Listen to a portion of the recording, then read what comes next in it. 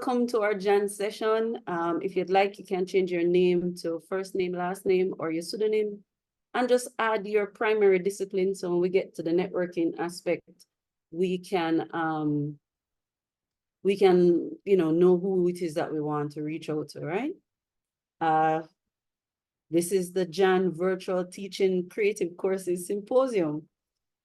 So today's meeting is being led by me.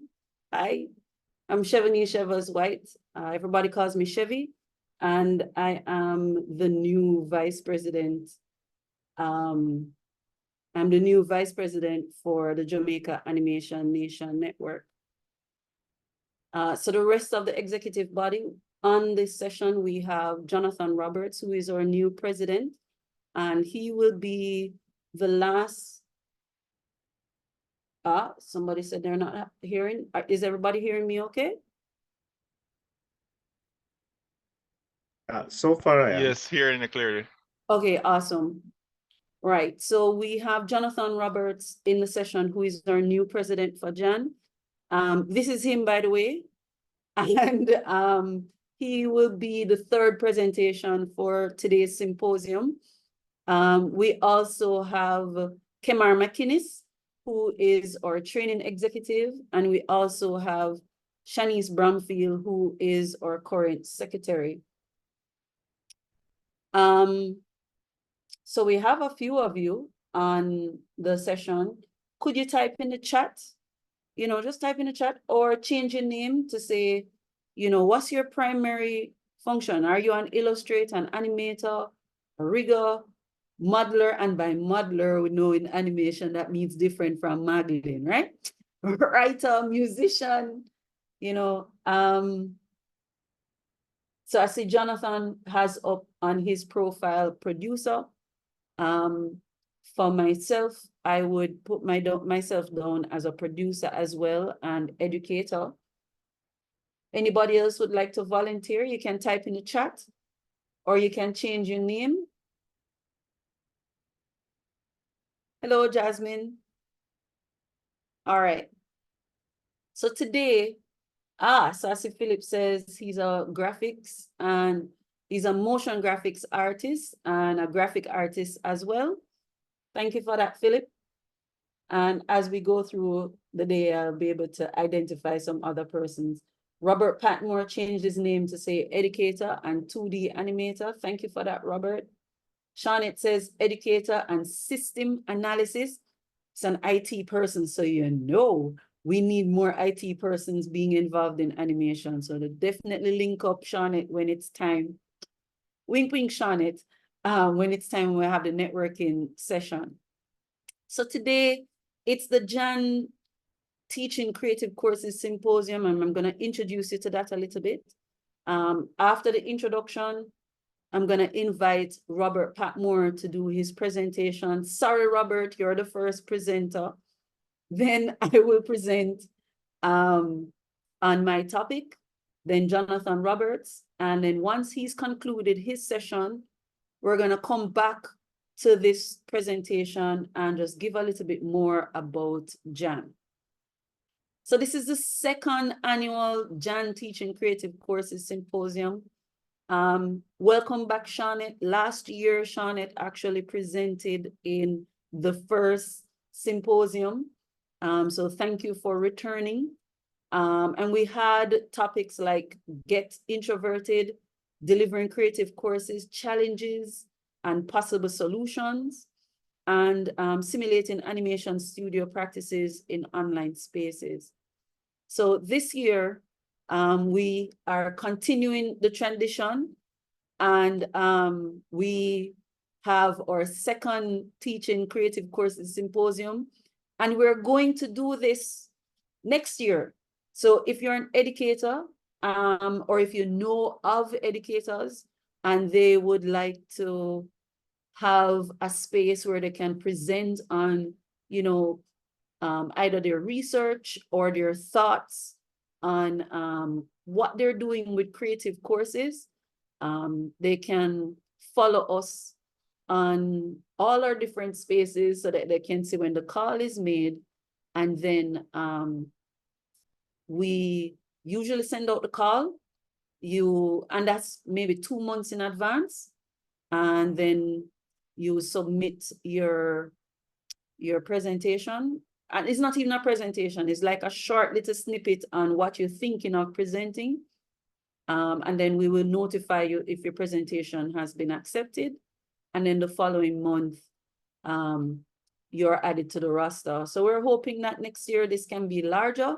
So if you're an educator, if you're a researcher and you're involved in creative courses, and by creative courses, anything, music, visual arts, animation, illustration, 3D, whatever it is that you teach, and it's a creative course, feel free to submit a presentation. So that's it. I'm gonna hand over to Mr. Patmore to go into his presentation. Let me stop sharing screen.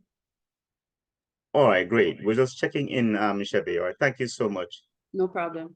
All right, good afternoon, everyone. I'm Robert Patmore. Welcome to the session. What we would like to be going through would be the following, all right? So we're going to be taking a look at methods of teaching introverted students, and by using a language art approach or an art language approach.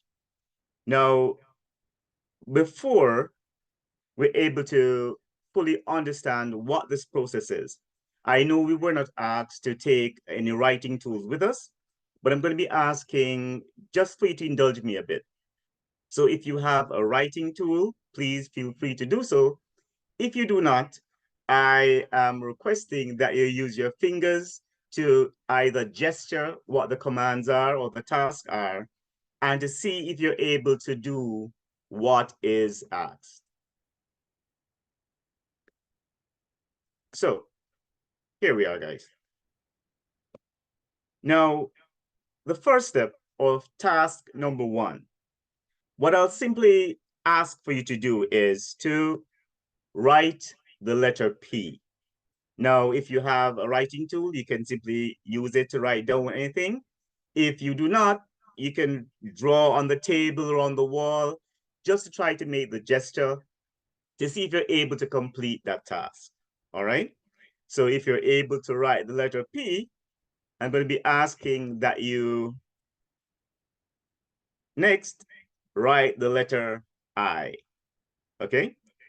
So we did a P, then to an I. If you're able to do that, the last thing I'm going to ask you to write is the letter E. Okay? So once we have completed that task,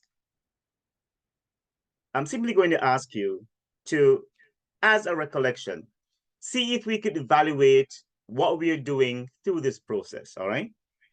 And the criteria that we're using to evaluate it will be, did we find the task easy, challenging, or confusing? So based on task number 1, you could assign your marking for that. All right. Now, let's see task number 2. Now, for task number 2, I'm going to ask you to draw your favorite pie. Now, if you're like most students or most persons who hear the term draw, I usually wonder if when it comes to you, did you for a moment pause? Did you search a memory? Or did you consider an experience? So what we're trying to identify here is, in task 1, did you find the task easy, challenging, or confusing? For task 2, when you're asked to draw the pie, did you, even before considering if it was easy, challenging, or confusing, did you pause even for a moment? Did you try to think of what it will look like? Or did you consider and experience. So in evaluating that task, I'm still going to ask, could you identify if you believe that task is going to be easy for you to do, challenging for you to do, or confusing? All right. So let's look at task number 3. All right. Now, are you able to identify these images?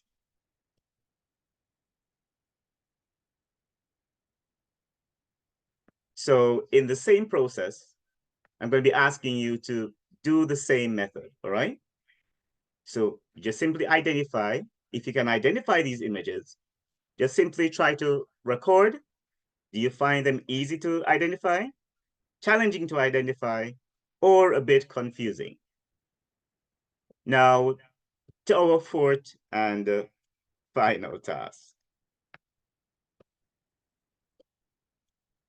Are you able to identify these words?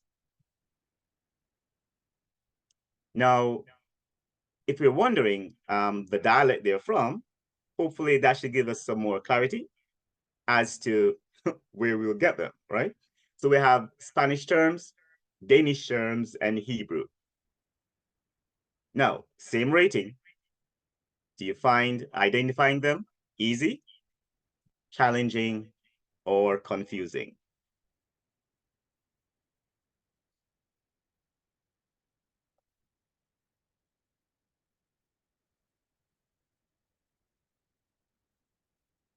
All right. Now, let's dive into what we're trying to see here. What is the difference between identifying images and identifying words? When we're asked to identify words, we're looking on a few primary bases: context, cultural background, shared references and experience, common vocabulary, grammar, syntax, nonverbal clues, active listening, coherence and organization, clarity and brevity, and adaptability.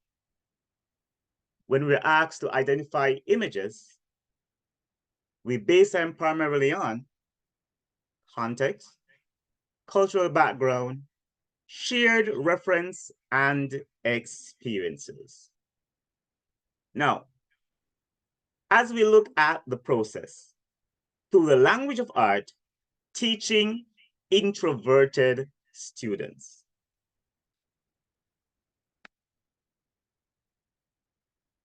What are the key terms that we need to look at? Teaching art, language, and introverted. Now, quickly, let me see if I could identify what the focus will be. As when we talk about art, we're talking about a method, a way of doing something.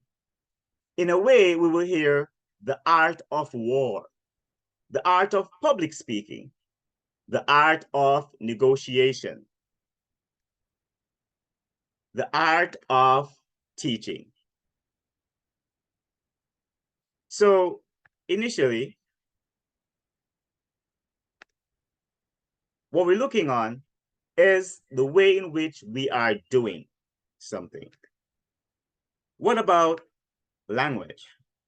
A system used by members of a social group and participants in its culture to express themselves, whether written, spoken, or symbolic. Now, who are the introverts?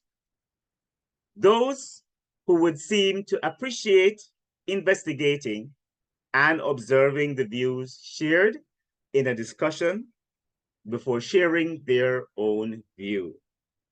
Now,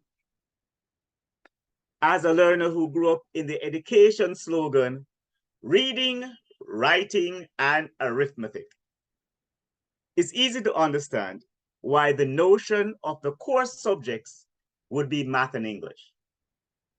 It is with this understanding that I would like us to consider approaching the arts as a language. In my view, the universal language. Now, to understand this, we must first identify if language is meant to communicate or meant to just be heard. Now, for those who are in the classroom, for those who have to be dealing with teaching the creatives or working with those who are probably not creative in their own thought, we've come across two types of personalities. We've met extroverted persons and introverted persons. But what information can we get from these two learning dynamics? And how can the approach of a spoken or visual language make a difference? You see, the extroverts will always let you know their response to your idea or thought. The introverts, however, will take some time to give you that information. So, teaching visual arts through language arts explores the innovative approach of integrating language arts into visual arts education. This method enhances creativity, critical thinking, and expression. It bridges the gap between verbal and visual communication, offering students a holistic learning experience. So, if when we start, you immediately thought, okay, let's get started, then you can count yourself among the extroverts who would seem appreciative to discuss the ideas and the topics to be shared. But if in going through the process, you wondered, I wonder what others may be thinking. I wonder if anyone else has my view. Then you were an intro or introverted who would seem to appreciate investigating and observing the views shared in the discussion before sharing your own. So, how do we engage the introverted student? Introverts prefer quiet, solitary activities. They gain energy from introspection, and they may be less vocal in group discussions. So anything outside of this engagement would not engage an introvert. Now, how does the language of art merge with language arts? Now consider the elements of arts as the nouns of language arts. Consider the principles of art as akin to the verbs of language arts. So let's use the analytical approach, thinking about metaphors, tones, rhythms, and perspectives in literary devices. How do we use the symbolic, color, repetitive, and point of view standards of the visual arts? Well, let's take a crack at it. Take shapes, for instance. In language arts, shapes could be nouns, like circle, square, triangle. Now let's add some verbs. Imagine this. Triangle is jumping, and circle and square are getting bored. They decide to laugh and quickly walk away.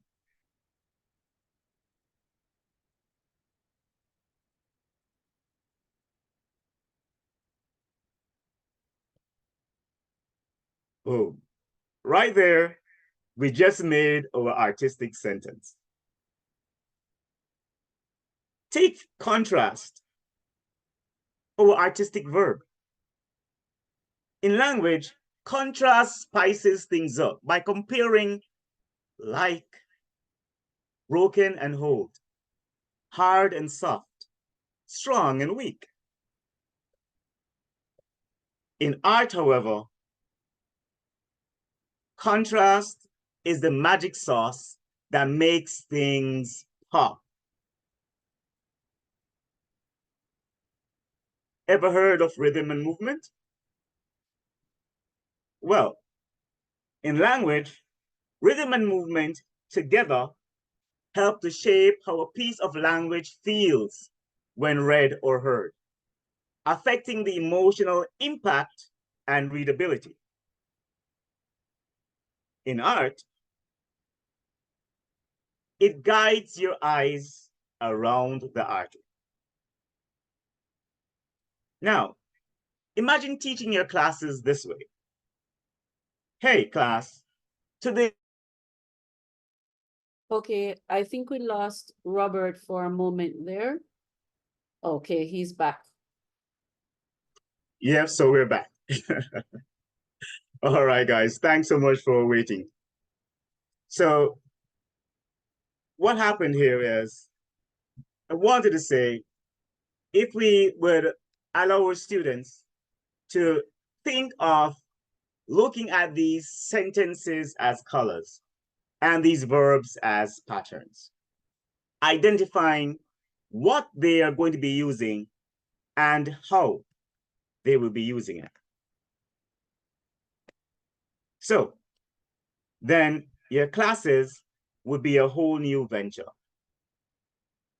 where no longer everything seems so abstract. Now, what is language deprivation? It is said to be language deprivation occurs when a child has experienced inadequate exposure and less handful access to language during the critical periods.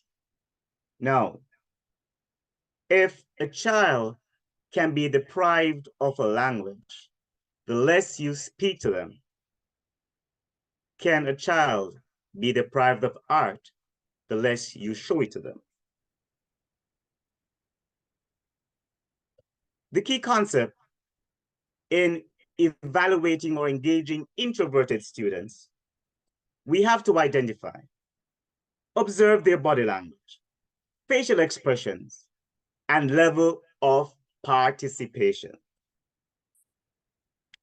Assess the thoughtfulness, effort, and creativity put into their projects. Encourage introverted students to reflect on their learning and share their thoughts in written form. Now, visual arts can foster imagination and innovative thinking. Visual arts can enhance reading comprehension and vocabulary development. Visual arts can help students express their ideas and connect with others in new ways. Incorporate historical context and artistic movements. Connect visual art periods with literary movement. Use literary work as inspiration for art projects. Explore themes and styles across both disciplines. Integrate creative writing exercises with art creation. Develop narrative skills alongside visual expression. Now, do you find this approach, or does this approach seem easy, challenging, or confusing? It may stem from the base that for proper teaching to be concluded, proper communication is needed. But how proper can it be if we seek to test fish on their ability to climb trees?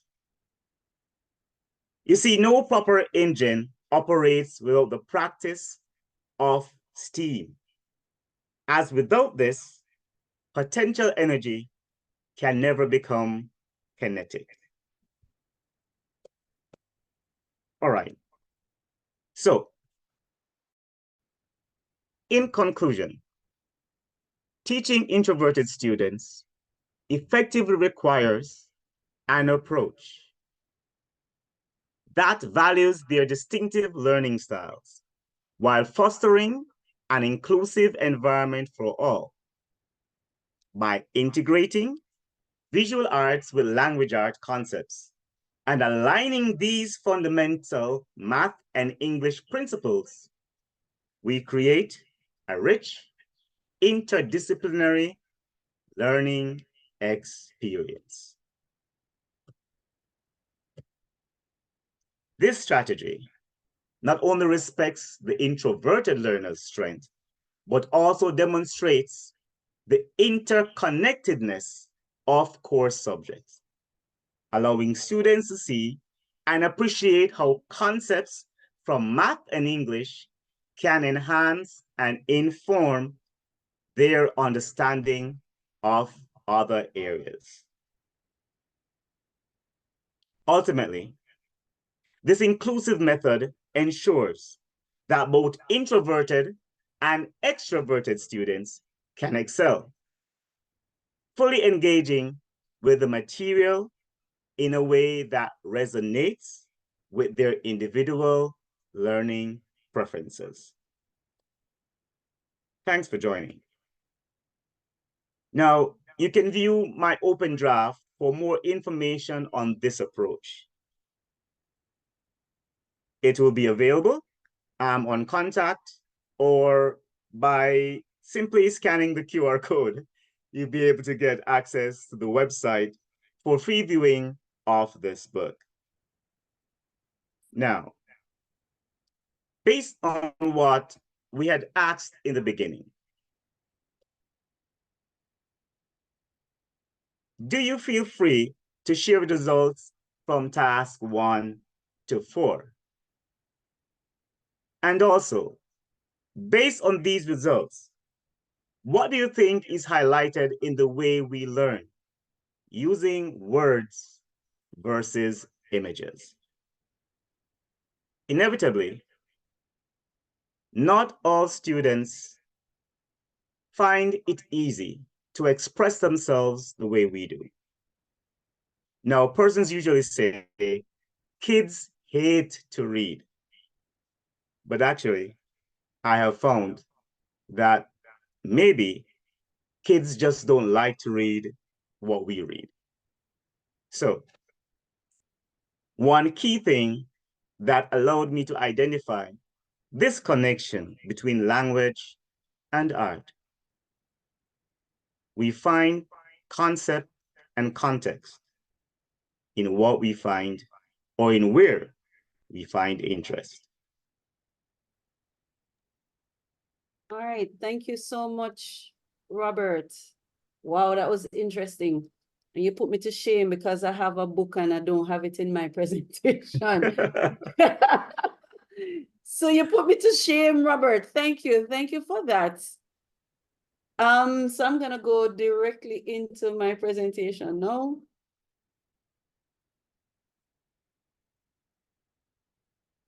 Right, and let me just open up these. Awesome sauce. All right. Good afternoon, everyone. Hello again. This is my presentation. I'm Chevonnese Chevers Whyte, and I'll be presenting on a 3-step communication approach to combat attrition in animation. So who am I? The girl them sugar. Okay, that's for the older folks, you know. Some of them probably don't know what I'm talking about, right? All right, so everybody calls me Chevy. I'm a wife, a mommy. I have a daughter that's gonna start high school as of 2 days from now. Yay! I've been teaching since 2010, and I co-own a business with my hubby. And I'm also a firm believer in student success. I think we are the ones that put roadblocks in front of the students so that they're not able to succeed. And this presentation is one of those mechanisms to see if we can ensure that we're not putting those roadblocks and preventing the students from success. So let me tell you 2 stories why this is important to me.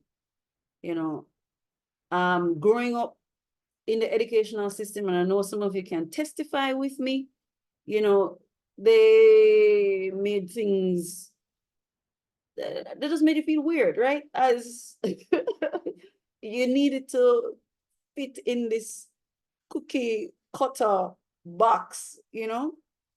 So I was going to a school, and at one point we had to decide if we were supposed to go into a science stream or a business stream or an art stream, but not art as in traditional art, as in the arts, like English and those type of stuff, right? And so my subjects that I had chosen was economics, which was business, mathematics, which is the science, and visual arts. So they had no idea where to put me, right? And already I started to feel, wait a second, this educational system probably not working for me as a creative, you know? And even though I've embraced my weirdness, because I don't care anybody, I say to everybody I'm a weirdo, it's fine. But growing up as a young person, you know, and how society treats things, you try not to be outside of what tradition is, you know? So it's very difficult navigating as a creative, knowing that you're different, but also want to identify, you know? And then when I went to the tertiary level, I had the opportunity. Thank you so much, Philip, for identifying with me. When I went to the tertiary institution, again, this is a traditional tertiary institution, but I had the opportunity of accompanying my mom to her classes. So I had an idea, got a lay of the land. I knew the lecturers. I was very comfortable in the space so that when I became a student there, I was comfortable. You know, as a first year student, I was fine. But then I started to look at my fellow first years, and they were going through some trauma. You know, they didn't know where to go. They didn't know who to talk to. They didn't even know places to go and eat, you know. And for those of you who know me, it's a large campus, you know. So it was traumatic for those first couple of weeks being at the university, sometimes even for the first couple of years, because it's not until you know before you know, so that you can navigate the system and do what it is that you needed to do. So I've observed how traumatic it can be for new students. And so that's why this topic is so important to me. So I've written an abstract.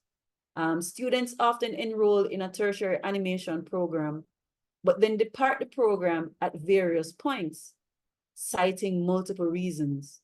What determinants affect this departure, and how can we engage students differently at 3 contact points to minimize or even eliminate this departure? The first point of contact examines the animation process. The application process, clearly animation is on my mind. The application process and how the communication is constructed. The second point of contact assesses first year orientation and how it is structured. The third point of contact reviews communication within the program. This investigation is a fancy term, okay, so forgive me. This investigation uses an explanatory sequential design mixed methods approach by interviewing students, teachers, and administrators in an animation program in St. Andrew, Jamaica. The results of this investigation will benefit teachers, administrators, and students, as it will be used as a baseline when administering academic advice from application to graduation. So some of my research question was, what do we communicate and how do we communicate it from application to graduation? And then narrowing specifically, what are we doing at the application phase? What are we doing at the orientation phase? And, you know, when the student is within the program, while they're within the program, again, how is it that we're communicating to them and what is it that we are communicating with them? So today I'm going to look at an introduction. I'm going to give you some CAPE animation and game design numbers, communicating with students, and analysis of the data. Sorry. And then I had the opportunity to speak with one person so far. And we see what that person had to say, and then now express the problem that we're facing and some possible conclusions. So why this study? Why is this study? Why did Chevy embark on this? So I have the privilege of being a part of the Animation and Creative Arts Standards Committee at the UCJ. And some of the things that we've been contending with is like simple things like, you know, what is a credit for a creative course? It's easy to identify what's a credit for a non-creative course. Somebody can say, yeah, man, there's rigor if we give them an essay to do, you know? But we can't translate, or at this time, we don't have any translation as to what is an essay equivalent to in a creative course. If I'm doing a dancing course, what does that mean? And is the rigor more in a dancing course, in a music course, in an animation course than just writing an essay? These are some of the things that we're asking. You know, how do we match creative courses with traditional academic courses? And then, you know, how are we handling attrition within our respective institutions? So giving you some background, we have more students sitting CAPE animation and game design. And I have a theory as to why the numbers are going down for Unit 2. I suspect, I don't know, I suspect some of the students are leaving sixth form and going to the tertiary institutions after Unit 1. So after 1 year in sixth form, they are leaving and moving forward. But you notice the numbers for Unit 1 is increasing, and I'm hoping to get the numbers for this year to see what that looks like as well, right? Now, we also have a few bachelor's programs in animation around the Caribbean. Here in Jamaica, we have 3. Natasha, I know that you're in the session, so you're going to agree with me, right? That the program at Carmack is the best program. I like how you love to run up into a trap. Why you want to cut off your feet? Huh? I am going to say that Carmack does offer a robust program, as does the University of Technology. As to which is better, I don't think we should get into that debate, because then we're going to have to define what are the markers and so on and so forth. So let's just say both institutions offer a robust degree that will be beneficial to all students pursuing animation at their undergraduate level at this time, yes? Just so you know, everyone, Natasha is the new program lead, program coordinator for the program at UTech, and they offer a bachelor's in science, animation, animation production and development. Can you get the papers to review? Yes, so we're gonna have the presentations available after this, and we'll share it with you later. Then there's also a program at the Edna Manley College for Visual and Performing Arts. That's actually where Kadir is now studying. So thank you, Kadir, for going in the limelight. He's not pursuing the BFA animation there, but he is a student, because I'm not seeing anybody else. I didn't see anybody else on the list. I could be wrong. That represents Enda Manley. Kadir is doing art education. And out of the University of Trinidad and Tobago, there's a BFA Digital Media Arts as well, where one aspect of it is animation, right? So at my university, this is the process that we use to communicate with students. They go on the website, they apply for the program, and of course, they'll have to select BFA animation. Yes, please, Kadir, right? And then we review that application. Now, if the student doesn't have certain qualifying courses, then we ask them to do an interview. And depending on if they have the required courses or if they're successful with their interview, we accept them into the program. And then, of course, once they're accepted, we orient them to what is the University of the West Indies, what is the Faculty of Humanities and Education, what is CARIMAC, as in Caribbean School for Media and Communication, and then what does it mean to be a student in the BFA animation? So they go through a series of orientations. And during that orientation process, we give them academic advice. They register for the courses. And again, they go through a second-year orientation and a third-year orientation. And through that orientation process, again, they receive academic advice. And the hope is that they get to graduation. They get to graduate. Now, during my time at UCJ with the Animation and Creative Courses Standards Committee, there was a moment where I had to study the numbers for my program. And after analyzing that data, there were a few things that stood out, right? We may be having a lot more repeaters than we'd like.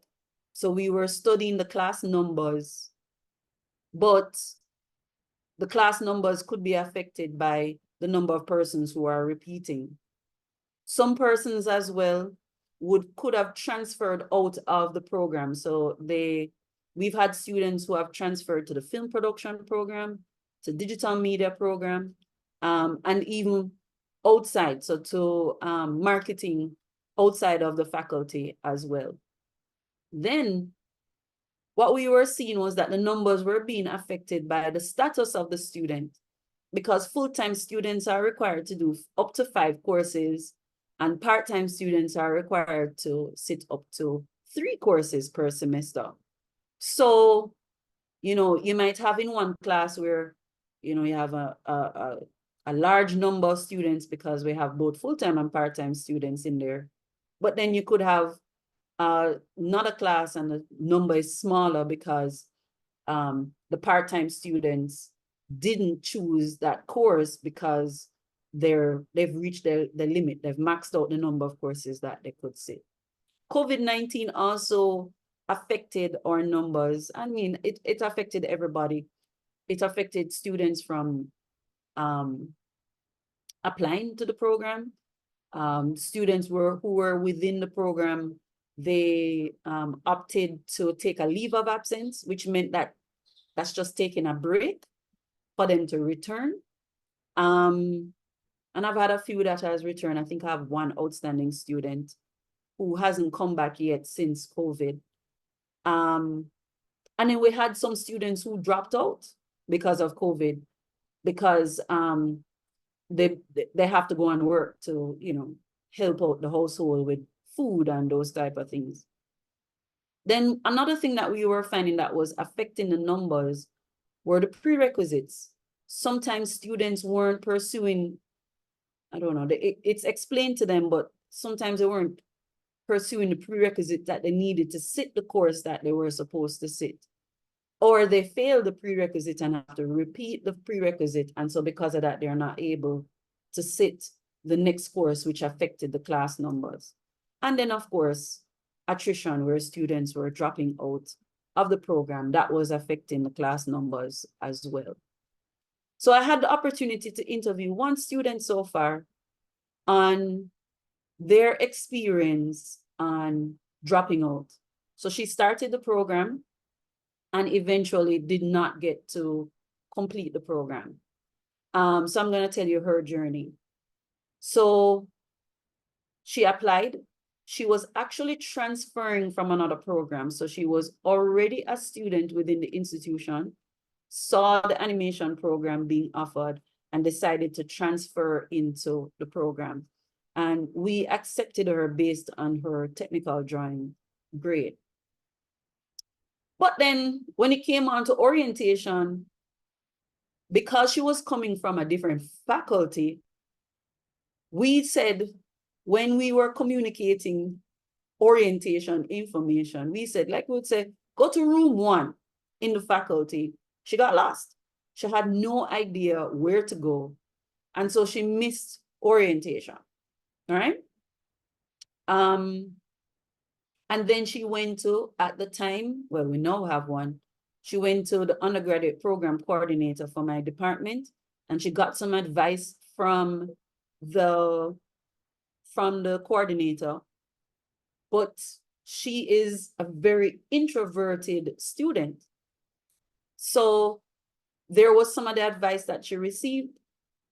The coordinator thought that the advice that was imparted was great, but she was still unclear on certain issues, but did not indicate that she was unclear with certain issues. So when she was registering for courses, she was registering some of the courses she was on target with registering for, and in some courses she wasn't supposed to be registering for those courses. And then when we had second year and third year orientation, she never attended again because she missed the communication, because the communication was being sent to her school email address. Come on, all of you who are in tertiary education, possibly even secondary education, you know the students that don't engage with their school email. And so it was communicated as to when and where to go for second and third year orientation. But again, she missed those exercises. So she was in the program for, I believe, 3 years. And during those 3 years, she never attended an orientation session. What she relied upon mainly was on our peers and a facility that we have within the faculty called a credit check, which basically told you where you are so far in the program and what you need in order to complete. And so it is my belief that because the communication wasn't presented in a way that could be consumed for this creative, that's the reason why she didn't reach the graduation process. So some more insight from interviewee 1. Communication came mainly from the IT department. So when she was expecting to get communication from the program coordinator, the undergraduate program coordinator, she wasn't getting that information. She mainly was getting information from the IT department that would say, hey, you've loaned a drawing tablet, you need to return it, blah, blah, right? She also got communication through her lecturers. But again, in her perspective, the department wasn't communicating enough with her. Her reasons to discontinue was difficulty with courses outside of animation. As some of you might be aware, UCJ requires that we have other courses within the program for general knowledge, right? So within my program, students will have to do not only animation courses, they have to do CARMAC courses, they have to do faculty courses, and they have to do university courses. And so what she was saying is she had difficulty with those other courses. Carmack, faculty, and university courses. She also was suffering from an illness and was finding it difficult to pay for the medication. And so she decided to drop out of the program. But before dropping out, she actually applied, or she thought she was applying for leave of absence. She went into the system. Leave of absence would have given her a semester break, or if she chose to, an entire academic year break. So when she went into the system, she thought she was applying for leave of absence, but really what she had applied for was late leave of absence. And then by the time she found out that it was the wrong thing, there was some commotion, and she just decided, I'm going to drop out. Again, a fault in communication. The student followed the school on Instagram to learn what was happening and what information was communicated within the classroom. So that was how she tethered herself to the school, was to follow us on Instagram and just to listen to what the lecturers were saying. Again, avoiding the school email address. And then finally, she got peer support through the WhatsApp group from her class. And again, that was another mechanism for her to tether herself to see what was happening at the time, what activities were happening.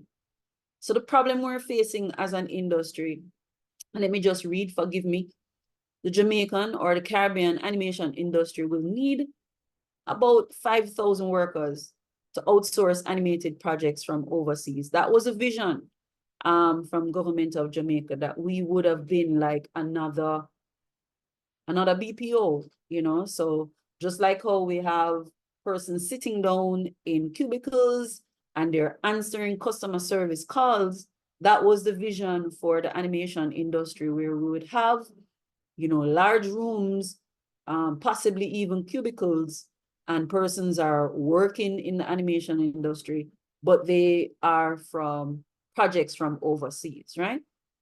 So if we want this for the industry, we must look into attrition for tertiary institutions that offer animation to optimize the number of graduates who will help us reach the goal of 5,000 professionals.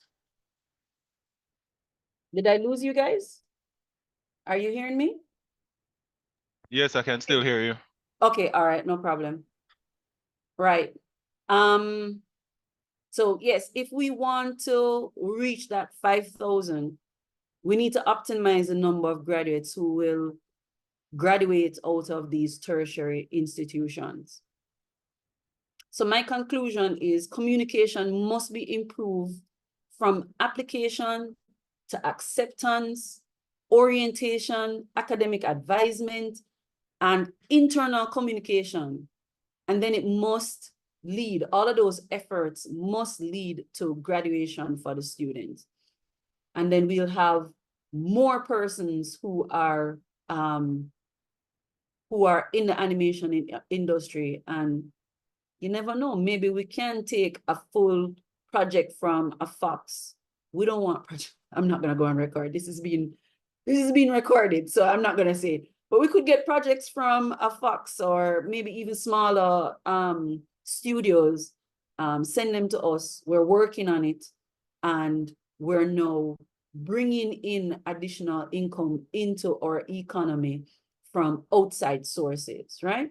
Now, I do need to do further research. This is not, it's not conclusive, right? I need to do more interviews. I just said that I interviewed one person so far. We need to get some alternative stories. And then, of course, what I want to do is to construct a communication strategy, and then test it to see, does it work? Does it affect the attrition in Carmack program, or in UTech or EDNA or UTT, right? So that's it. Do you have any questions? Okay, so I'm looking at the chat. Oh, thank you, Kadir. Jasmine says, I agree of communication being two-way process and that it should start from high school. Thus, this thing is in a way. Thus, we need to teach the students how to communicate. I agree with that as well, Jasmine. And that the person that I had interviewed, she's not only introverted, and I'm saying she's an extreme case of introversion, but she's not just introverted, she's shy as well. So even when speaking to her, you're standing right beside her. It's difficult to hear her speak because she speaks very softly. You know, hello, everybody. So she speaks very softly, and there's a lot of breath in when she speaks. So I do think she also needs to work on her communication, but I am also of the view that maybe if we change our communication strategy as an institution, as a faculty, as a school, or a department within a school, you know, we can get the students there if necessary. Any other questions? In the meantime, I'll just highlight that you can always contact me. My link bio is there. Link lnk.bio/Chevonnese.Whyte. You can find me on socials at Chevonnese Whyte. And this presentation is available on slideshare.net. And you can go directly to my presentations page where it's at /Chevonnese Whyte/presentations. Philip says, UE has a long-standing problem with the introduction of students.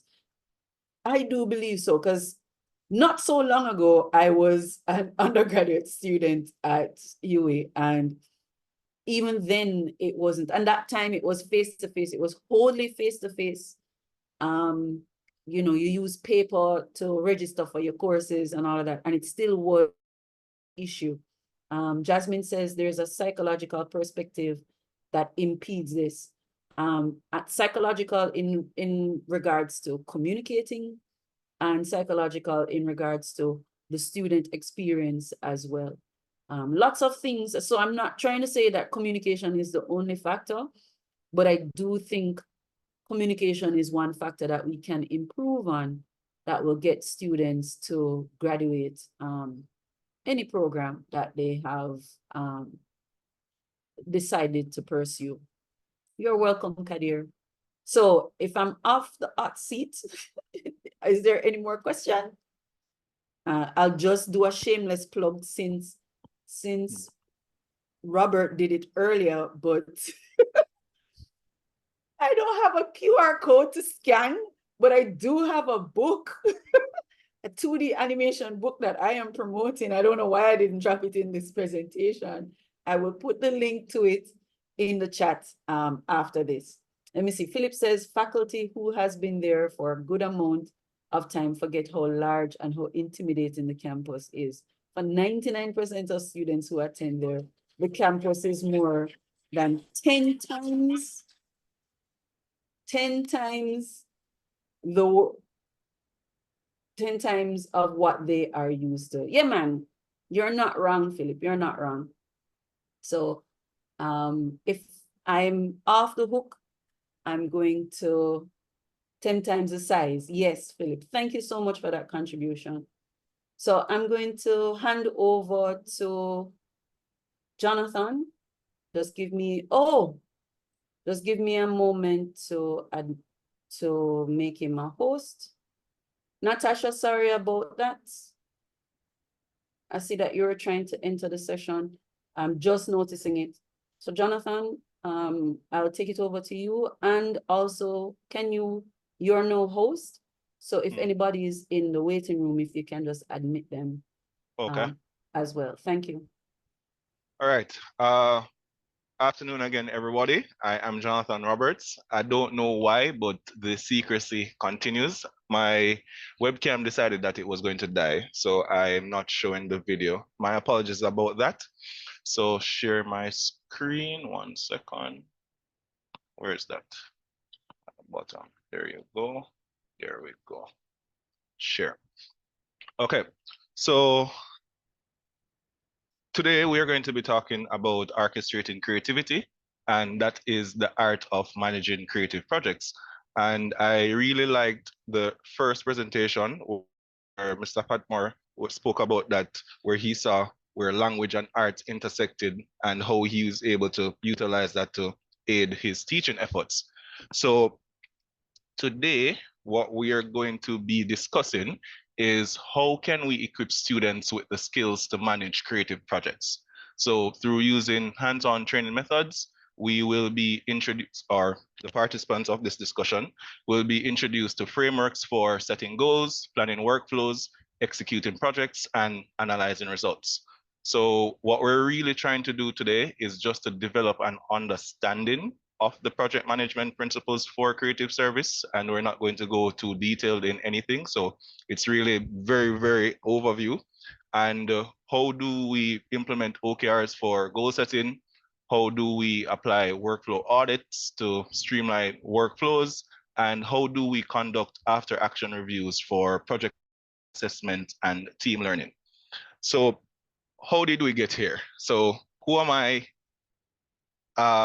As Chevonnese has said earlier, I am now the president of the Jamaica Animation Nation Network, but who am I and how did we get here? So this picture is of me while I was at St. George's, and this is actually in our art room. So this is one of my classmates. I'm on the left, that's Lloyd Arthur's on the right. He now does graphic design, so he still is in art. He does graphic design and screen printing, but how we got here is while I was in high school, I did art and I failed art. And when I failed art, it was because of my lack of ability in drawing. I was one of the students who had done the written paper, and I'm very good with my hands for making and creating and crafting. But when it comes to the drawing, I'm not very good there. So I have a major bone to pick with like CXC about that, and it fueled a lifetime of research and advocacy of the non-creative portions or the logic work that goes with the magic work of creativity. So not the drawing, but the planning and the discussing and all those different things. So orchestrating. When you are seeking knowledge, the very first step starts with definition. So you're very clear about what you're doing. So orchestrating means to arrange or combine elements so as to achieve a desired or maximum effect. Creativity. This is to arrange or combine elements so as to achieve a desired or maximum effect. So no, this is definitely not right.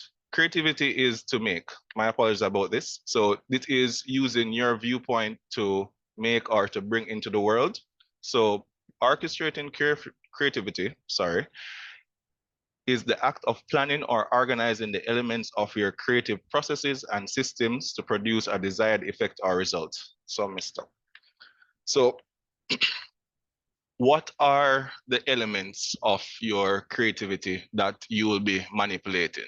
So when you are working on a project, and working on a project can go from you're doing a clay model for yourself, or you're doing a full production for a company, or whatever it is. What is the elements that you're using?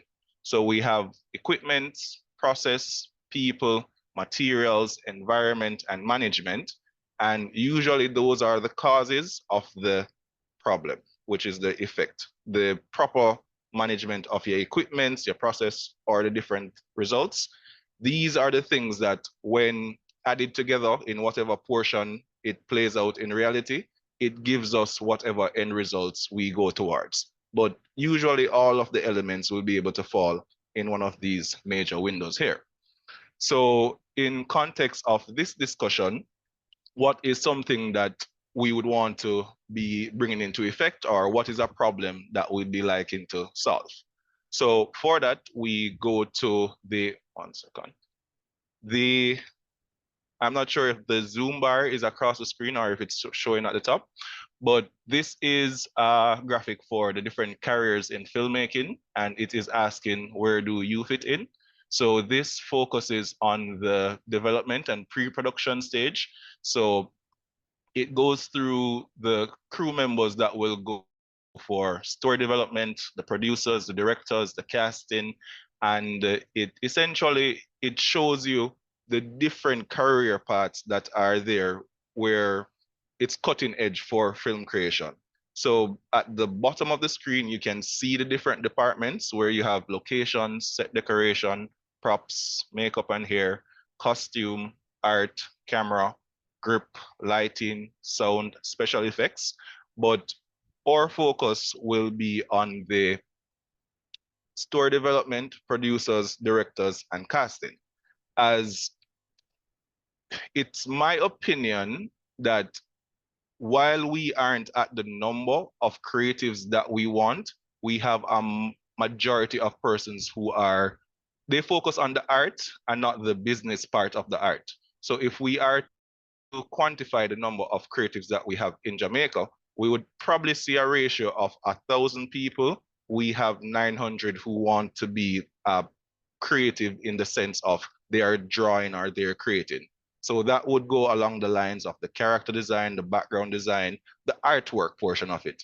But in terms of the roles where you're looking at the production managers, the production assistants, the scripts assistants, we don't have a strong enough number in that area. And because we don't have a big enough number in that area, this now becomes our limiting reactor, and it's what slows us down. So we have a lot of individuals who are making, we don't have a lot of persons who are guiding and leading. So in my quest of wanting to find a place for inclusion for persons who are not doing the art portion of the work, I started to say, how do they do this work in places not or more developed countries? And that search has led me to goal setting frameworks, planning frameworks, a process of creating or reviewing your workflow, as well as a process of reviews. And we are going to go through the frameworks now. So the overarching is called systematic creativity, and that goes think, plan, create, review. And the very first step in that is think. And in think, we do goal setting using objectives and key results. So what are OKRs?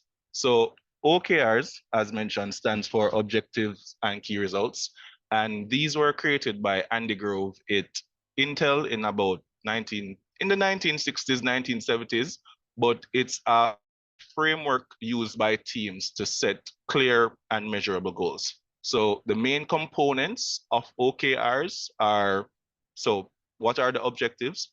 So these are the specific things that you want to achieve. And what are the key results? These are the measurables that are indicating progress to the things that you want to achieve. Initiatives are the actions that you will take along the way to achieve those key results. And stretch goals are the ambitious key results that you will use to push yourself beyond your comfort zone. So basically speaking, OKRs are, what are you trying to do and how will you know that you've done it? What is the thing that you have that you're working towards? And what are the indicators that when you look around, you can say, okay, then this thing was done. And this is a simple graphic of how it would play out. Now, you will see where it has objective, where it's not fully, that blue mark, it's not fully there. Because when you set goals for your team, at the end of the process, what you want to achieve is about 70% of those goals. Because if it's a case where you set a goal or you set, let's say, the results and you achieved 100% of it, it means you didn't set a hard enough goal. So persons or teams that use this, if they pass that 70% pass rate or amount of success in the project rate, then they revisit their planning framework, because they're saying like, no, we really didn't push where we're trying to go hard enough. And you really only want to achieve like 70% in full. Now, once you set out, this is the thing that we want to do, this is our objective, you then set, and let me go in the chat. For examples, if anybody wishes, you can just use an example and we can just use that to articulate or to go. This is to be a discussion, but usually I just go very quickly through. But if anybody wishes, you can just give an example. What is something that you would like to achieve? And from there, we can just use the framework to define it as we get along. So, right, objective, the thing that you are setting out to do. The key results are how you know if you've done it or not. Once you set your key results, you now then go and create your initiatives. And your initiatives will tell you where you are in terms of action steps to go in and achieving your key results. Now, once you've gone through and completed all of your initiatives, what is supposed to happen at the end of that is where you achieve your key results. And then by achieving your key results, it's where you would have achieved your objective. Now, stretch goals are really just key results that this is where you're putting your hat further than you can reach. So, audience engagement and satisfaction. So if that is an objective for you, you might say, okay, then in this presentation, we want to have our audience engaged and we want to have them satisfied. So what you can do is just as how Roberta started, he gave you that simple example, draw this symbol, and it got you into his presentation very quickly. And engagement, just as how Chevonnese was able to call in Natasha and she have that conversation go, you can see it. So way you can measure if you actually achieve that is as you are going through your presentation, is your audience engaged or not? And in terms of satisfaction, are you seeing where they are in agreement? And satisfaction just doesn't mean agreement, but when the information was transmitted, are you seeing where you can say that, yes, a light bulb went off, or this was helpful, or somebody is glad that they came? But the process of deciding what it looks like. It's very important to say that once you do set an objective or a result, it has to be measurable. So you have to know if you're doing something that is, even if it's an intangible, and we'll get into the difference of tangibles and intangibles, but even if it's something intangible, you need to find some way that you can say, okay, then we were able to do this, yes or no. So the example that I have, this was the example used by John Doe to the Google team. So I mentioned Andy Grove, who worked at Intel. He was John Doe's mentor, and John Doe was the person who trained Larry Page and Sergey Brin at Google. So Google's success, as into where they got size-wise, they attest OKRs to it. And this is the example that he had used in that original meeting when he was introducing their team to it. So this is the football OKR example where a team manager is setting the objectives for the entire organization. So what is the objective? Our first and key objective is to win the Super Bowl. Well, it's to make money for the owners. And the key result is win Super Bowl and fill the stands to 88%.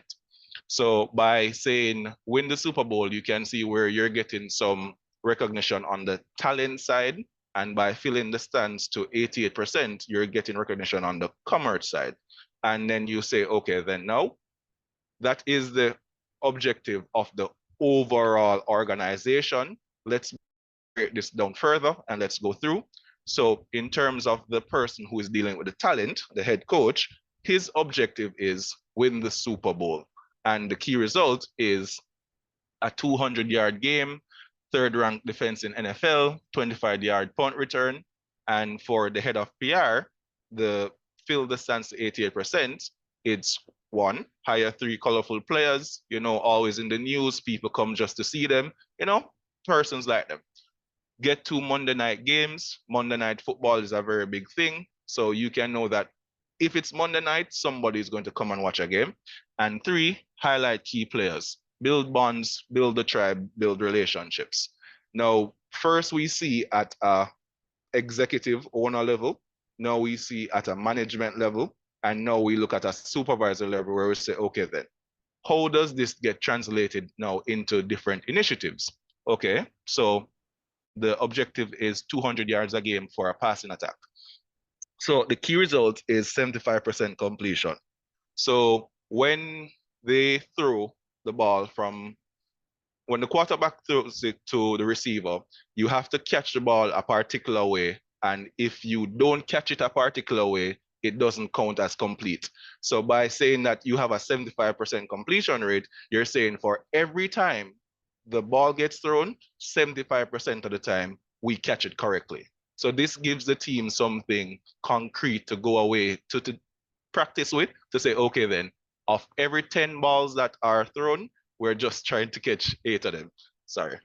Defense. Objective. 3rd ranked defense in NFL. Key result, less than 100-yard passing per game. So wherever the line of scrimmage is created, whenever the ball passes that line, they count that yard as the pass. So if the defense is at, let's say, just for example, the 50-yard line, once the ball passes that, it starts to go negatively. So by them saying 100-yard passing per game, they're saying for the entire game, the ball shouldn't pass them more than 100 yards. So that's all the different. So that's an actual pretty ambitious goal. Special teams, objective, 25-yard punt return average, key result, 3 block punts. So don't need to go too technical into this, but when they're kicking the ball for the field goals and they throw it to themselves, that is the punt. So they're just saying, don't allow them to get no easy points on us. So we can see where for the organization, for the coaching team, we see where the first objective was, hey, we need to win. Well, we need to make money for the owners. And how we do that is by winning the Super Bowl. And then how then gets breaking down is by here's what the different teams need to be doing to get to that place. For the PR, fill the stands to 88%. It's now the scouts, hire 3 colorful players, and the key results, visit top 25 colleges. New staff, get 2 Monday night games, 5 ESPN special features, highlight key players, and hire 10 new cheerleaders. So we see now where there's a difference in the focus points, but just by the same measure, achieving these results, you're visiting the top 25 colleges. So you're seeing prolific, talented persons who will come with a following. So you can see where you're building that. You're building the arsenal of the players, but you are also getting in line with getting that colorful player mandate. Get 2 Monday night games. As mentioned, everybody watch Monday night football. So by having 2 games on a Monday night, you're ensured more viewership, and that more viewership that translates down the road. And then 5 ESPN special features. If you're watching, you just leave the station there. And by getting 5 features, more screen time, more views, more leads to more persons in the stand. And finally, publicity agent, highlight key players, hire 10 new cheerleaders. So team spirit, having that motivation, having that drive, again, building out, not just, you can see it's not just the talent of the persons who are playing, the persons who would be start of the stars, or the management, the support, but all of the different roles are getting covered as you go through. Now, once we've highlighted the how you translate this from, okay, then here's the direction that we're going, here's how we'll know that we get there, we now have to actually go into the process of going to that place. So I have a quote from Michelangelo that says, the greater danger for most of us lies not in setting our aim too high and falling short, but in setting our aim too low and achieving our mark. So the can't bother thing strong in our culture.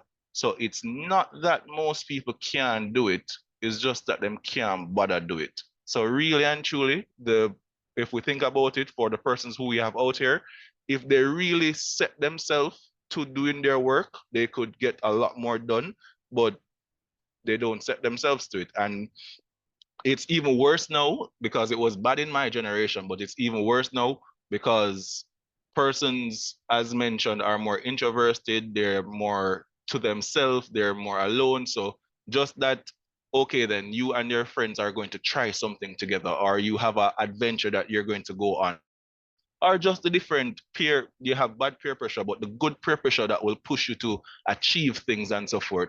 We're seeing where we don't have that as much. And this is why we want to be able to clearly outline where we're going, and we want to have it ambitious. We don't want to set it where it's lukewarm. We want to be able to stretch ourselves. Okay?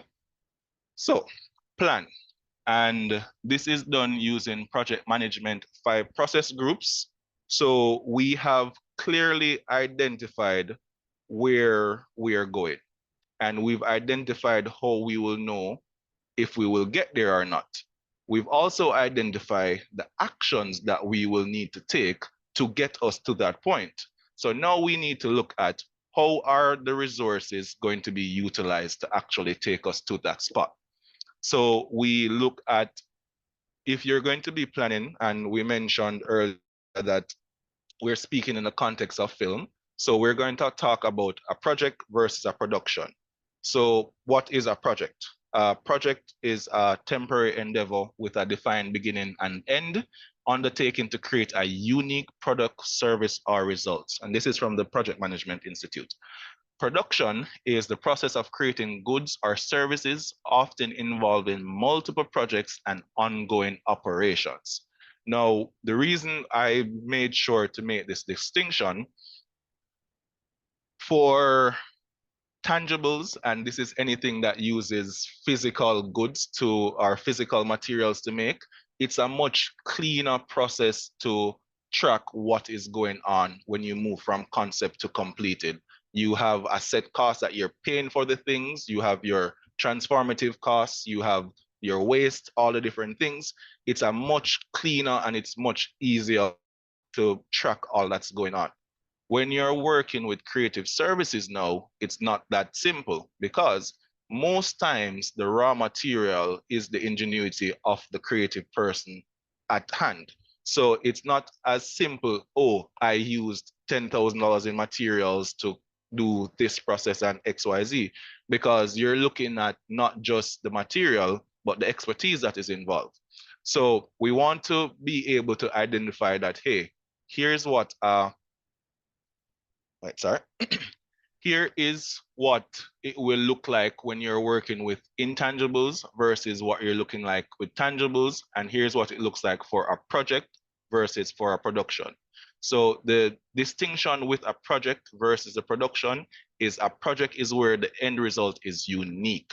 The production, that's not the case. So you can have productions going on in projects, or you can have projects going on in production. It's very convoluted, but it's very important that we distinct that once you're working on a project, this is a unique endeavor to itself. And as such, it has to be approached as its own entity, its own being. So here are the parts of a project. So you have the project scope, and this is the size of the deliverables to be produced. And we can see where that will vary depending on what you're doing and who you're doing it for. The time, and this is the total time to move from start to finish. The cost, and this is the budget of the resources that will be needed to complete the project. And the quality. And this is how well did the project meet the needs of the stakeholders. So when you look at the thing that you're going to make, the objective that you set out, the time of the project is how long will it take you from when you say, okay, then we're going to this thing till you actually got there. The cost is how much resources, and this resources is loose because this can be in cash, equipment, people, but what are the resources that will be needed to get you there? And the quality is, what was it like for the persons going through the project? So you have the persons who are the actual contractors who are doing the project. Was it good interaction with the customer? You have the customer who has to be dealing with the contractor. Was it hell on earth just to work with them? And you have the customers who is enjoying the end result. Was the end result what they were looking for? Did it meet the need that both parties had originally set out to do? So you define your quality based on how satisfied or how well the project that was undertaken meets the needs of its stakeholders, as mentioned. Right, now to the 5, and I'm sorry for going through this like this. Here's why we are doing the information and why we're presenting the information in this manner. We don't have a problem with the ability to work. We have a problem with the ability to organize our work. So for most people, the doing of the work is not where they fall short. It's the organizing themselves and organizing the people involved in the work. Now, because we're looking at the full life cycle of the entire project, just the quantity of information that I'm going through is quite large. So sorry about the condensing and going so fast. Initiation for the 5 process groups. The idea is conceived and the charter is created. So you've created the objective, you know what you're doing, you've gone through your planning, you've looked over the feasibility, you've looked at your budget, you've looked at all the requirements, and you've created the charter, which is a document that your team and the customer will use to navigate yourselves through the process. You've done your planning where the deliverables are defined and the plan is created. And this is execution. This is where your plan is put into action to produce the deliverables that you've aimed for. Monitoring and controlling is where the progress is tracked and corrective actions get taken. And closing is where the work is done, the deliverables have been delivered, and the lessons learned have been documented. We'll get into that shortly. Sorry. Right, so this is just a better picture of the different process groups. Initiating, planning, monitoring and controlling, executing, closing. So monitoring and controlling actually starts from the second phase, which is in planning, because you're using resources to plan and monitor, to plan the project. So monitoring and controlling, even though it is the 3rd process group, it spans from the planning and it goes right up until you're in closing. Right, so what does that look like? And we are saying, let's say the effect that we're looking at is where there's a project that is running late. And we said, okay, why is the project running late? If it's a material problem, probably there is no ordering system present, and that causes a delayed delivery. If it's a manpower problem, there is a lack of direction, there's a lack of leadership, there is not clear instructions being offered to persons who are doing it. There is a machine that breaks down. Problem could be there was no regular servicing done and there's no method. So we're going to use the example of a restaurant. So let's say we're going to use a restaurant and the objective is to have customers' meals get to them in 30 minutes. So from the time of the server sending the order to the kitchen to the time of getting the food to the customer, because it's done specific to them, we're saying that it's 30 minutes, which is very lenient, but let's just imagine it is 9 p.m. on a Saturday, which is the worst time to be in a restaurant. So it's now 45 minutes and the guest hasn't gotten their meal. We're saying because of the delayed delivery of the goods, the products weren't properly prepped, so that causes, sorry, one moment. Right, we're saying because of the delayed delivery, because the goods weren't ordered properly, that causes the team to be disorganized, as well as there's a machine that stopped working, which was because there is poor maintenance and it wasn't served correctly.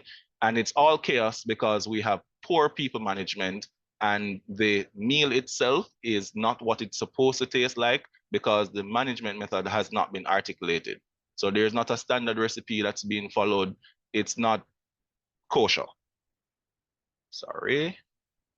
And for this, we have a quote from Dwight D. Eisenhower. He says, in preparing for battle, I have always found that plans are useless, but planning is indispensable. So for a little reference, Eisenhower was the general. He was president of America, but he is most known for being the general who beat Hitler for the Americans. Him, Patton, and Churchill, they were in charge of the Allied forces. And this is a man who is responsible for people's lives. And we're talking about military operations that span thousands of people across different countries. And he's saying that when he's preparing for battle, he found that plans are useless, but planning is indispensable. Usually, after you've created a plan and you get to the field, the plans go out the door and you have to deal with the field. But in the process of creating the plan is where you can look at, okay, if these things happen, what can I do what is the succession plan, or what is the contingency that I have in place? So you need to make the plan because the team needs a set central guiding document to follow. But once you actually get in the field, most often than not, the plan itself is useless. But the act of planning, that is indispensable. Okay, so create, and we're going to create using workflow audits. Now, workflow audits, okay. Now, this is a picture of me, my father, and my brother, and my father is making a cushion here. So my father is a cabinet maker, and I grew up in his workshop. So from a very tender age, I think I'm about 4 or 5 here, I have sat at the feet of tradesmen and I have watched as they took something through their transformative process. So it might be, it's not very clear, but you're supposed to consider different bedheads in the background.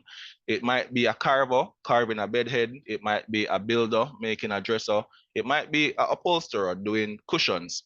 But ever since a young age, I have been an objective third party to watching somebody's creative process.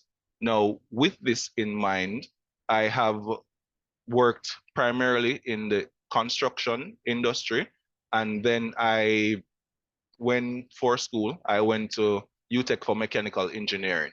So not only did in real life, I was a part of this industry or field of making, but I also education-wise went to do the higher learning to deepen my expertise in the process of making.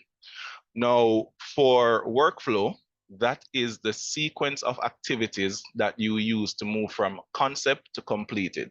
So if you are a character designer, your workflow is the steps that you take, or it's a sequence of activities that you take to move from the concept that you have of a character to the completed character design. Now, an audit is a structured review. Now, a lot of people don't like the word audit, but audit is a structured way of reviewing something. So usually you have to go through and you have to look and you have to look in the mirror and really assess what it looks like, but that's just what it is. And process is the sequence of activities ordered in a logical way. So there is some confusion between workflow and processes in if a workflow is not a process or if a process is not a workflow. For it to be considered a process, it has to be ordered in a logical way, meaning it has to flow seamlessly. Your workflow doesn't have to flow seamlessly because it's yours. Somebody else might look at it and say it makes no sense for you to do it the way that you do it, but because it's your and it's what you use to get the results that you use, that's what it is. But just for reference, for a process, it has to be in an ordered manner. And how we go through auditing our workflow is we look at the steps that you take to move from the concept and that you go to or all the different steps that you use to go through until you get to your completed. Now, we are looking and we see where you have your start.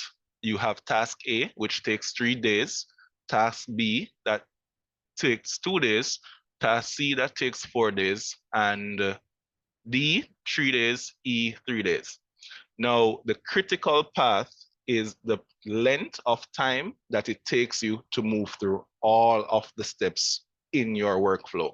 So in the diagram, you'll realize that it moves from task A to task D, which means that even though task D comes directly after A, you had to have completed task C first before you were able to initiate that. Now, when you are looking at the work that you're going to do, I've been using the character design, so I'm just going to continue with that example. You now have the task of creating a character. So you have to do your research. You have to, after do your research, you have to go ideate. After you go ideate, create your concepts, you have to refine your concepts. After you do your concepts and you're refining, you have a set direction that you're working with. So you say, okay, then let's do some line work. Let's get the character built out. After you have the character built out, you go to your coloring, and then from the coloring, you get to where you have your finished product. But it's my personal opinion, most people don't know what their best work looks like because they've never put themselves in a situation to create their best work. They don't know if it's a case where, okay, the thing that I'm going to do, what is the maximum or what is the amount of time? If I had this amount of time, I would have been able to do it to the best of my ability. Because usually somebody's calling you to do something, they call you today and they want it tomorrow. And we being creatives, usually we have a spirit of serving and wanting to help. So we try to get it done. So this wants to not embrace that chaotic world. We want to actually find out the time that it takes you to do your best work. And then we create a set process, the ordered steps that I mentioned, for your workflow. Now, do you have to follow this set process? No. But if it's a case where you want a particular result, you now have the information of what it looks like to take you there from, again, concept to completed. And in terms of animation, it's the different stages that you go through. Development, where you're doing the script and you're writing out the story and getting the green light. Pre-production, where you're doing your script, you're doing your storyboard, you're doing your characters, you're doing your backgrounds, you're doing your animatics. Production, where you're building out all the different pieces, you're doing the different animation. Post-production, where you're putting it all together, you're doing your editing, you're doing your lighting, you're doing your VFX, you're putting and you're going to your market and distribution. That's what concept to completed looks like. From idea, okay, I want to go make this thing, the stages that you go through and the different steps that you take to get there. So this is a outline of what this looks like practically. Now, for this work or what we're talking about, I work with restaurants. So here we're looking at work or just the concept completed for a restaurant. Now, for them, their objective is to have their customers feel like they're at their rich auntie's house. So when we ask the owners what is that feeling that you want the customers to leave after they get here, the response is, we want to feel like we're at a rich aunt. So you want to feel at home, but you want to feel pampered. And for us to achieve that, what we break it down to was first they speak to they contact us, but that's outside. But when they get there, first you speak to the host. The host will introduce you to your server. Based on the server talking to you, your order will get sent to the kitchen or the bar. From the kitchen or the bar, the runner will then take the food back to you. Then the server will be the person who do the closing of the bill and all of that. And then the host will be the person who escorts you at the door. Now, this is in terms of team members and activity, and we have it broken down into the different steps that you go through, meaning the different systems that they have. So When somebody gets to the door, the host is supposed to meet them a certain way, seat them a particular way, get the menu. Then the server is supposed to, talk to them, get their preference in the meals of the day, etc.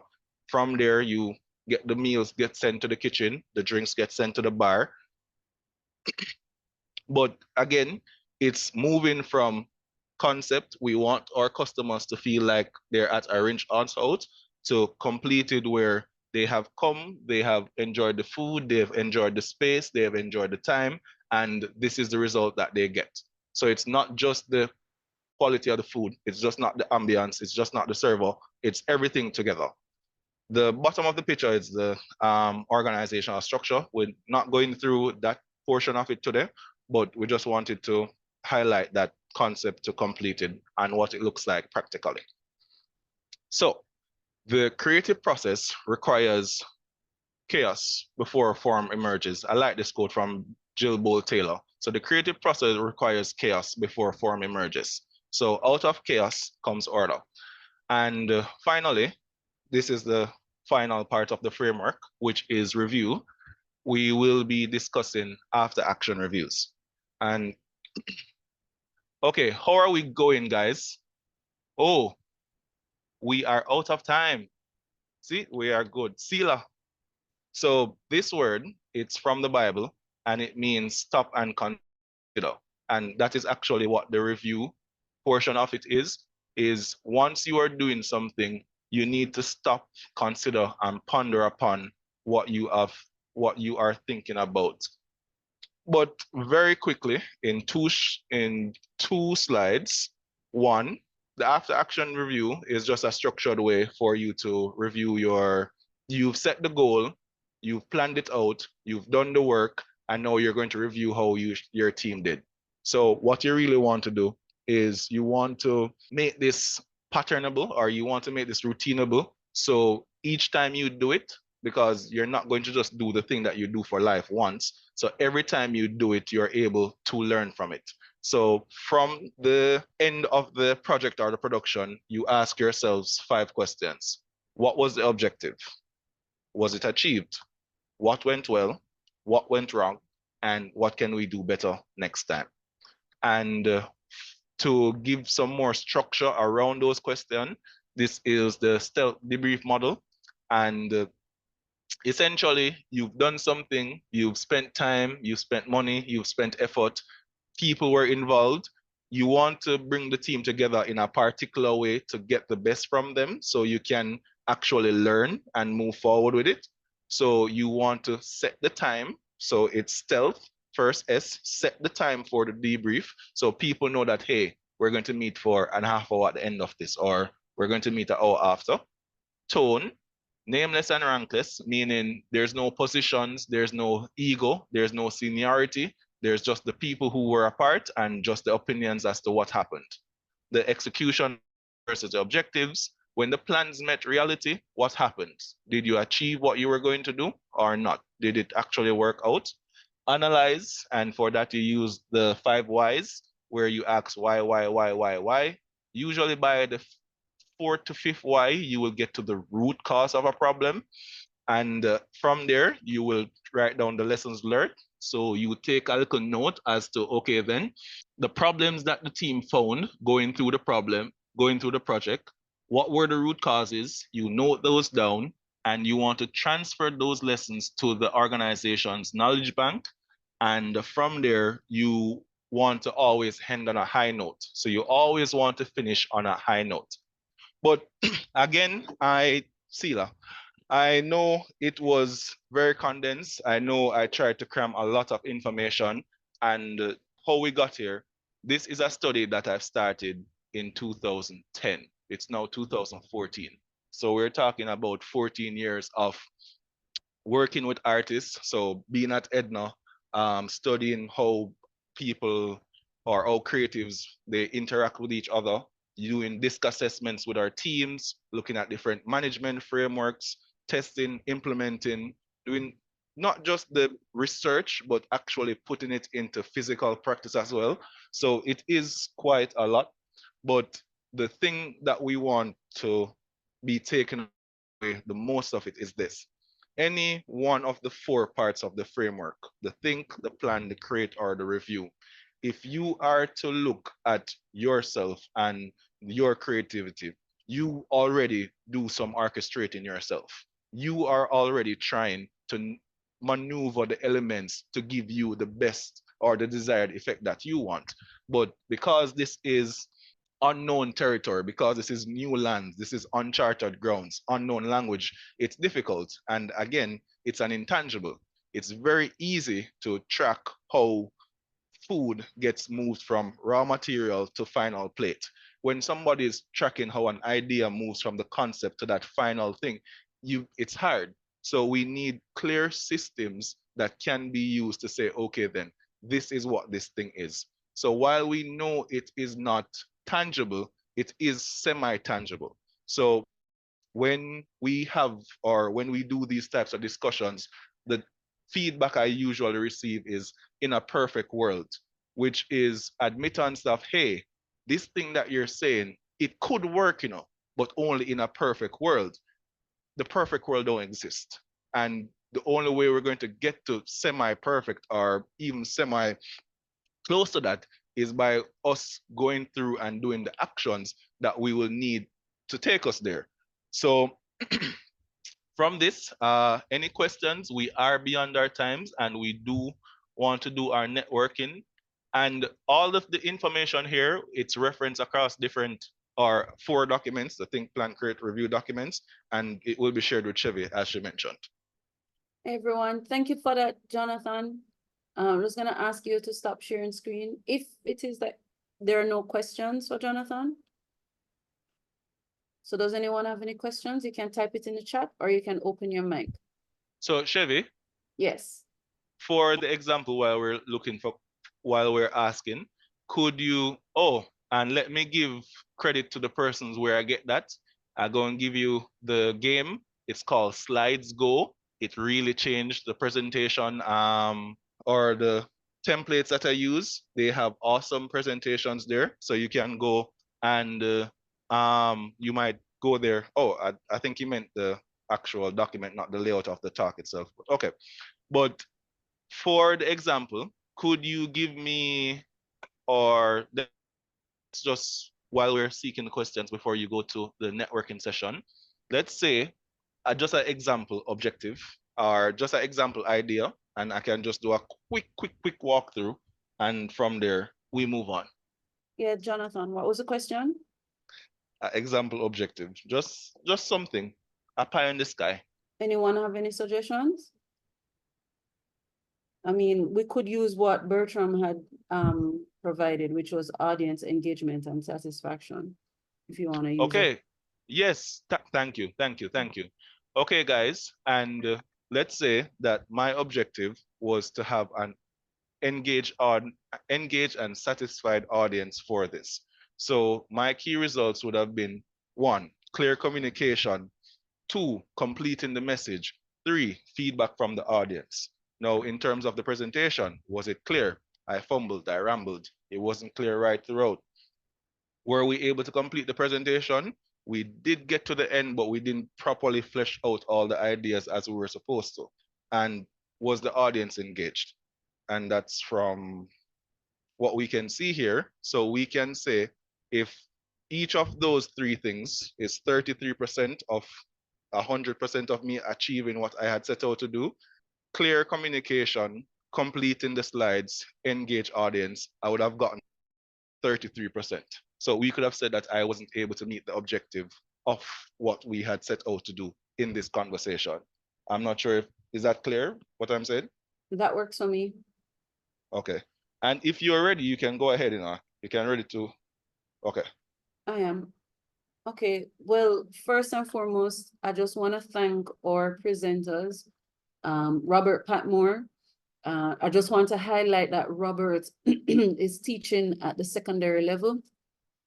Also want to thank Jonathan Roberts, who is our current president for the Jamaica Animation Nation Network. I may want to thank myself as well for taking our time to present these little grains of thought, you know, because this is what we want. That's what JANN wants with the Teaching Creative Courses Symposium, is for instructors to come together. And it doesn't matter. You could be a trainer, a corporate trainer. You could be at the secondary level, the primary level, the tertiary level. You could have, you could be learning to do research. You with me? It doesn't matter.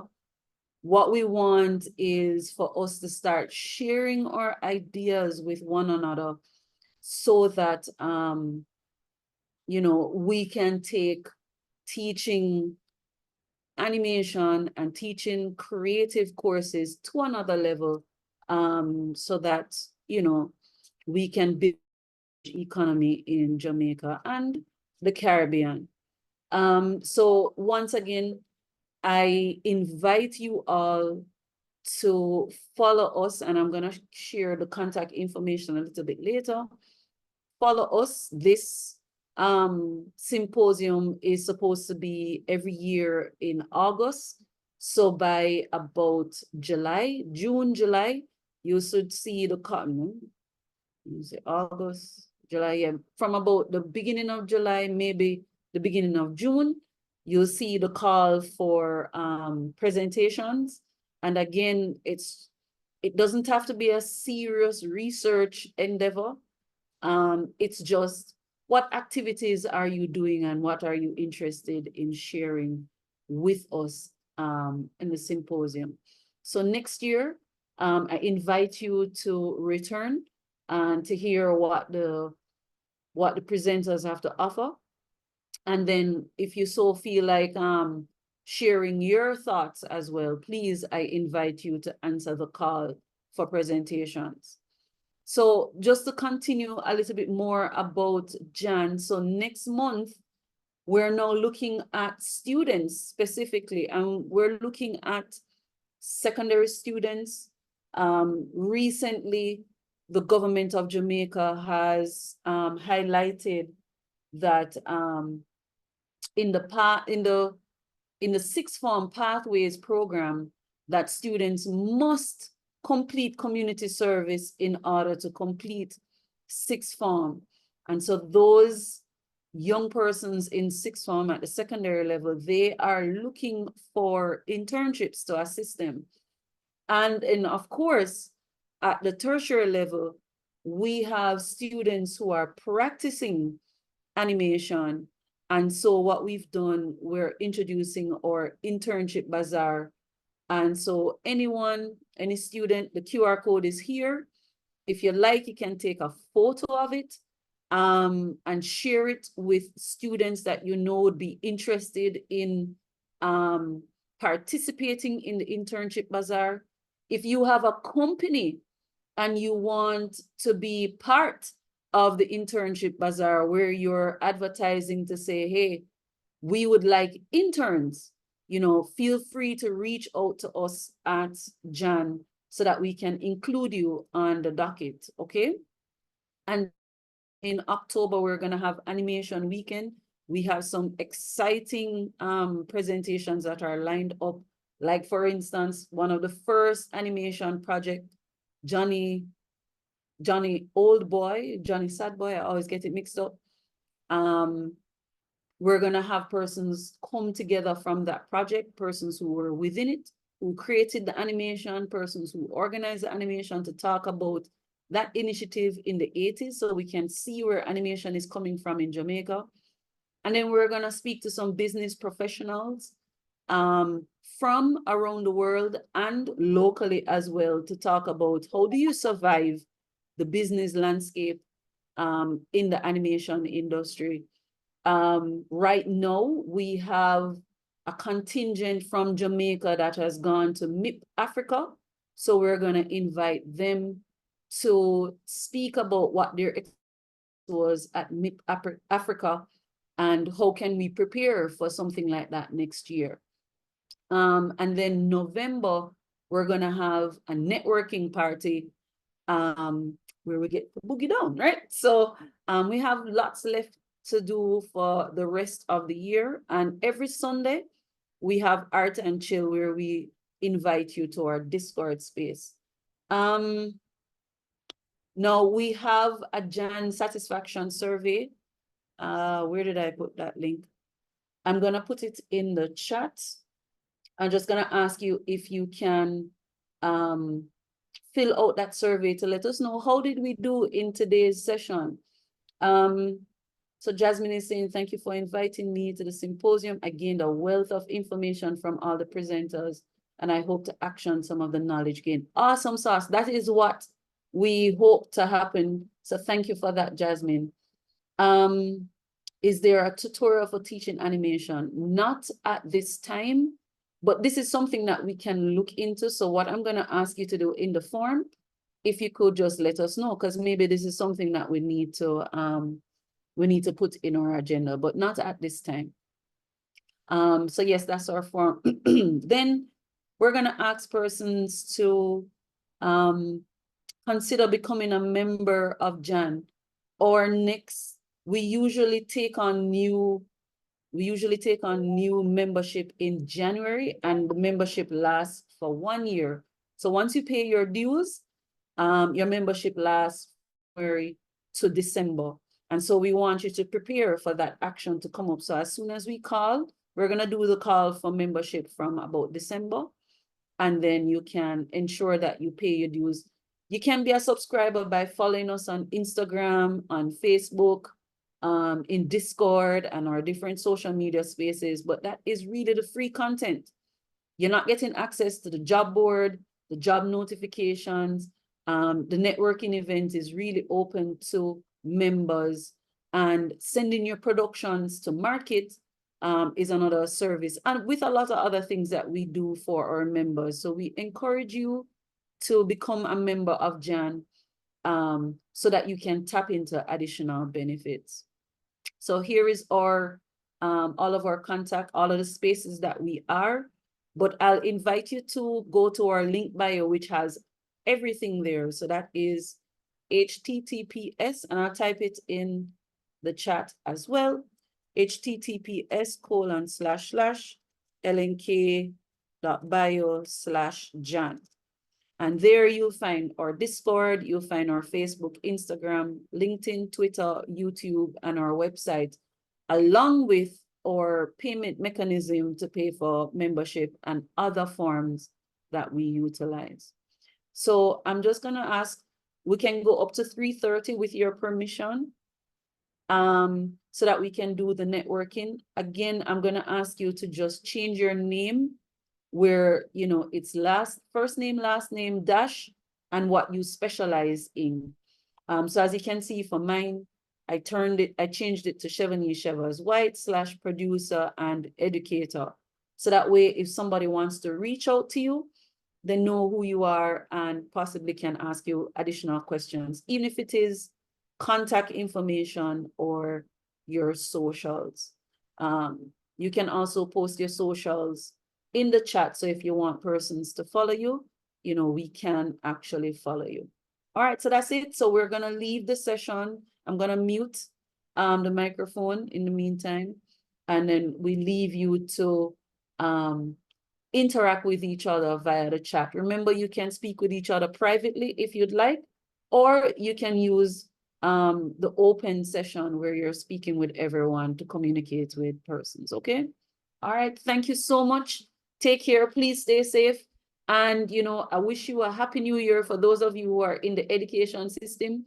Next month, the next 2 days begins the new academic year. So, yes, good luck and happy new year.